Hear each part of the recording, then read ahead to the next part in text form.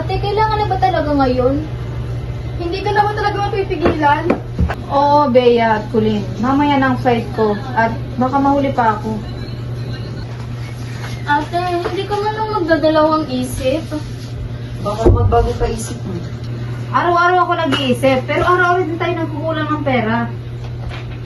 Kuryente, tubig, pagkain, hindi na talaga kaya. Kaya nga kahit anong trabaho gagawin ko para lang makatulong sa inyo. Pero kapalit naman nun, mawawala ka. Hindi ako mawawala. Lalayo lang para may padala sa inyo. Alam mo, hindi ka naman nag-iisa.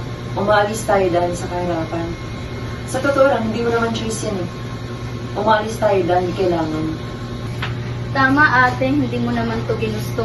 Pero wala kang ibang magagawa. Kung may maayos na trabaho lang dito, hindi naman ako aalis. Ate, sigurado ka na ba? Para sa inyo, sigurado na ako. Ang hirap naman nito. Mas mahirap kung hanggang dito lang tayo at hindi tayo aasenso. Sige ate, mag-iingat ka ha, at huwag mong papabayaan ang sarili mo. At tandaan mo kung bakit ka umalis. At sana sa pagbalik mo, hindi na tayo ganito kahirap. Gagawin ko to para sa inyo. Para hindi na tayo maghirap.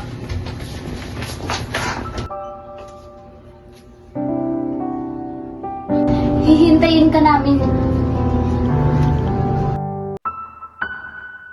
Paalam, ate! Bye ate!